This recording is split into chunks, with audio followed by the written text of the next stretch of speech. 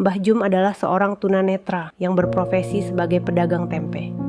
Setiap pagi, beliau dibonceng cucunya ke pasar untuk berjualan tempe. Sesampainya di pasar, tempe segera digelar. Sambil menunggu pembeli datang, di saat pedagang lain sibuk menghitung uang dan ngerumpi dengan sesama pedagang, Mbah Jum selalu bersenandung sholawat. Cucunya meninggalkan Mbah Jum sebentar karena ia juga bekerja sebagai kuli panggul di pasar itu. 2 jam kemudian, cucunya datang kembali untuk mengantar si mbahnya pulang ke rumah. Tidak sampai 2 jam, dagangan tempe Mbah Jum sudah habis ludes. Mbah Jum selalu pulang paling awal dibanding pedagang lainnya. Sebelum pulang, Mbah Jum selalu meminta cucunya menghitung uang hasil dagangannya dulu. Bila cucunya menyebut angka lebih dari Rp50.000, Mbah Jum selalu minta cucunya mampir ke masjid untuk memasukkan uang lebihnya itu ke kotak amal. Saat saya tanya, kenapa begitu? Karena kata Simbah, modal Simbah bikin tempe cuma 20.000. Harusnya Simbah paling banyak dapatnya, ya 50.000. Kalau sampai lebih, berarti itu punyanya Gusti Allah. Harus dikembalikan lagi. Rumahnya Gusti Allah kan di masjid, Mbak. Makanya kalau dapat lebih dari 50.000, saya diminta Simbah masukin uang lebihnya ke masjid. Kalau sampai lebih dari 50.000, itu kan hak Simbah. Kan artinya Simbah saat itu bawa tempe lebih banyak toh? Tanya aku lagi. Enggak, Mbak. Simbah itu tiap hari bawa tempenya nggak berubah-ubah. Jumlahnya sama. Cucunya kembali menjelaskan pada saya.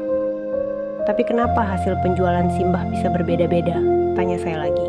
Begini, Mbak. Kalau ada yang beli tempe sama Simbah, karena Simbah tidak bisa melihat, Simbah selalu bilang, ambil sendiri kembaliannya. Tapi mereka para pembeli itu selalu bilang, uangnya pas kok Mbah, nggak ada kembalian.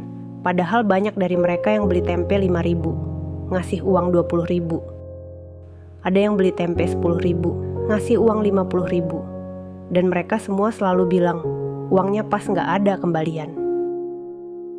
Pernah suatu hari, Simbah dapat uang 350.000, ya.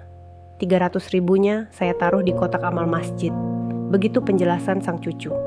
Saya melongo, terdiam mendengar penjelasan itu. Di saat semua orang ingin semuanya menjadi uang. Bahkan kalau bisa, kotorannya sendiri pun disulap menjadi uang. Tapi ini Mbah Jum. Logika saya, yang hidup di era kemodernan jahiliyah ini belum sampai. Sampai rumah jam 10 pagi, beliau langsung masak untuk makan siang dan malam. Ternyata Mbah Jum juga seorang tukang pijat bayi. Begitulah orang di kampung itu menyebutnya. Jadi, bila ada anak-anak yang dikeluhkan demam, batuk, pilek, rewel, kejang, diare, muntah-muntah, dan lain-lain, biasanya orang tua mereka akan langsung mengantar ke rumah Mbah Jum. Bahkan bukan hanya itu. Bahkan bukan hanya untuk pijat bayi dan anak-anak. Mbah Jum juga bisa membantu pemulihan kesehatan bagi orang dewasa yang mengalami kesleo, memar, patah tulang, dan sejenisnya. Mbah Jum tidak pernah memberikan tarif untuk jasanya itu. Padahal beliau bersedia diganggu 24 jam bila ada yang butuh pertolongannya. Bahkan bila ada yang memberikan imbalan untuk jasanya itu, ia selalu masukkan lagi 100% ke kotak amal masjid. Ya, 100%. Anda kaget? Sama saya juga kaget. Ketika saya kembali bertanya, kenapa harus semuanya dimasukkan ke kotak amal? Mbah Jum memberi penjelasan sambil tersenyum. Kulo niki sakjane, boten pinter mijet, nek wonten sing seger waras mergo, dipijet kali kulo, niku sanes kulo sing damel seger waras. Niku kersane Gusti Allah. Lah dadosem bayarem boten kali kulo, tapi kali Gusti Allah. Beliau bicara dalam bahasa Jawa yang artinya, saya itu sebenarnya nggak pintar mijit. Kalau ada yang sembuh karena saya pijit, itu bukan karena saya tapi karena Gusti Allah.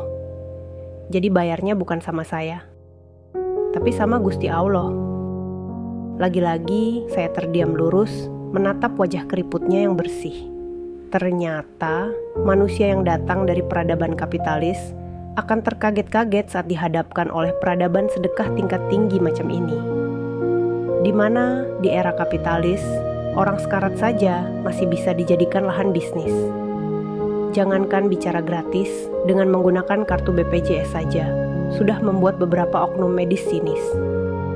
Mbah Jum tinggal bersama 5 orang cucunya. Sebenarnya yang cucu kandung Mbah Jum hanya satu, yaitu yang paling besar usia 20 tahun. Laki-laki yang selalu mengantar dan menemani Mbah Jum berjualan tempe di pasar. 4 orang cucunya yang lain, itu adalah anak-anak yatim piatu dari tetangganya yang dulu rumahnya kebakaran. Masing-masing mereka berumur 12 tahun laki-laki, 10 tahun laki-laki, 8 tahun laki-laki, dan 7 tahun perempuan. Dikarenakan kondisinya yang tunanetra sejak lahir, membuat Mbah Jum tidak bisa membaca dan menulis. Namun ternyata ia hafal 30 juz Quran, Masya Allah.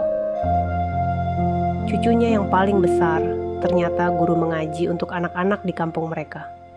Keempat orang cucu-cucu angkatnya ternyata semuanya sudah khatam Quran. Bahkan 2 diantaranya sudah ada yang hafal 6 juz dan 2 juz. Kulo niki tiang kampung, boten saget ningali nopo-nopo kawit bayi. Alhamdulillah, kersane Gusti Allah, kulo diparingi berkah saget hafal Quran. Gusti Allah niku bener-bener adil kali kulo. Beliau bicara dalam bahasa Jawa yang artinya, saya ini orang kampung, tidak bisa melihat apapun dari bayi.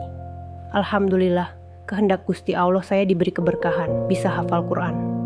Gusti Allah itu benar-benar adil sama saya. Itu kata-kata terakhir, Mbah Jum.